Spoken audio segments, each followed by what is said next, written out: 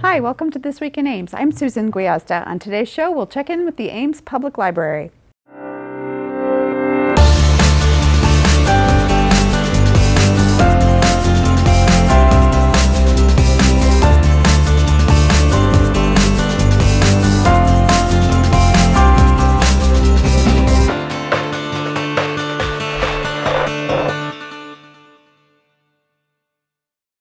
My guest today is Kay Marner with Small Talk Story County. Kay, welcome to the show. Thank you. It's nice to be here. Well, we're here in the beautiful Ames Public Library talking about a brand new program which I really know very little about, but it has to do with children and language and reading. Can you tell me a little bit about what you're doing here? Yeah, it's called Small Talk Story County, and it's a collaboration between Ames Public Library, Raising Readers in Story County, and Iowa State University. And it's part parent classes and part research project. Dr. Constance Beecher from Iowa State University is the lead researcher on it. And the library is putting on the classes, and Raising Readers in Story County is donating wonderful, wonderful books for us to give to for the participants to take home. So what a great place to introduce a project like this, a great collaboration with lots of people interested in what's best for children to raise engaged readers who are prepared for school. I know there's been a lot of research, we were just talking about it earlier, about the research involving those very young ages in reading and reading to children who maybe can't read on their own or maybe still babies. Tell me a little bit about the research specifically. What does it focus on? The research is focused on the amount of talk between baby and parent during the first 30 months of life. So those ages 0 through 3 are when the majority of brain development takes place in babies. And the amount of talk and the quality of that talk and the interaction with children during those early months are really, really important for brain development and language development. So the class focuses on measuring how much talk is going on directly between baby and parent, and giving the parent tips on how to increase the amount of talk. And it uses a special talk pedometer that's a really cool device. So you might have a pedometer to measure steps. This one actually measures words. Exactly. It measures words spoken from a parent to a child, and also conversational turns, which is an interaction between the parent and child. So I know that maybe old school parents might say, oh, my child gets plenty of verbal interaction because she watches television all the time. It's more interactive, isn't it? Exactly, and another thing that the recorder records or measures is the amount of electronic sound in the background. So if there is a lot of TV on, the parents will find out what times of day that is happening, and maybe get some tips on how to replace some of that electronic sound with actual talk.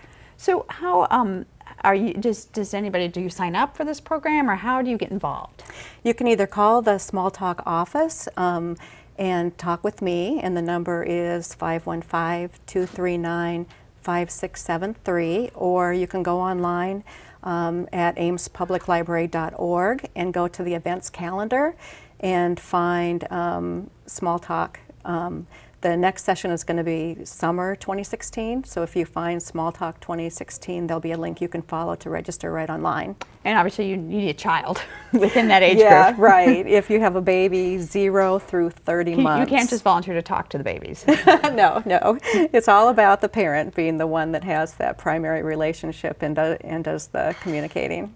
So do you teach the classes then, or? I don't. Our parent educator, Cynthia Martin, who's an experienced teacher, is teaching them. And it follows a very specific curriculum that is part of the whole program that we're doing.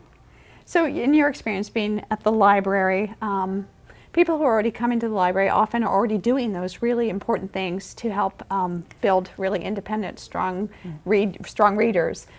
You see this program supplementing that? Yes, our first group is definitely people who have come to the library. A lot of people have found out about the program by coming in the door and seeing a display, but in the future we're hoping to find more low-income families by targeting the places where those people may go for services, such as Mid-Iowa Community Action.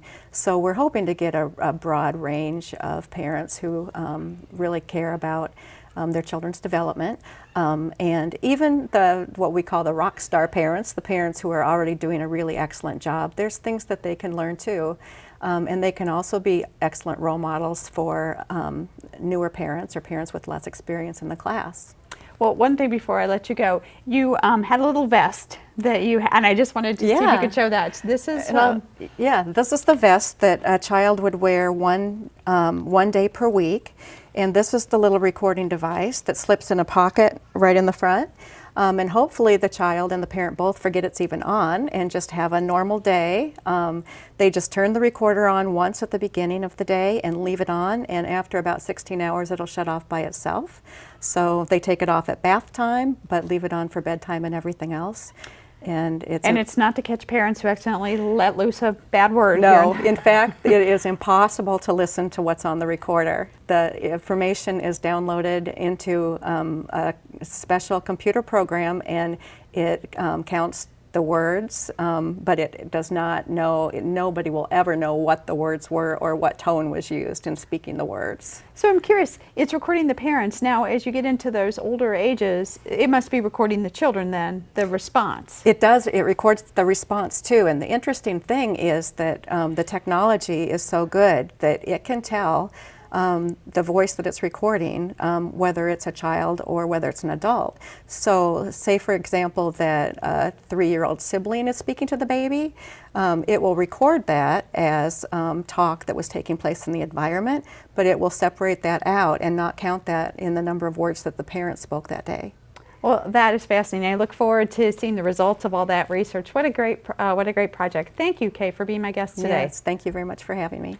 Again, if you want more information about the Small Talks program, you can get that on the Ames Public Library website. That is amespubliclibrary.org. Look for that information. Sign up if you have a child in that age group. It should be really helpful for the community. Some other things coming up, don't forget. Also remember, the crews are out painting the streets. Those crews will be working all summer, painting the lines and the curbs, and give them plenty of room if you see them working. Those streets will look so much better when they're completed. Finally, don't forget, Saturday, May 28th is opening day to Furman Aquatic Center, so get your swimsuits ready and enjoy the pool. Well, that's our show for today. Thanks for watching, and tune in next week for This Week in Ames.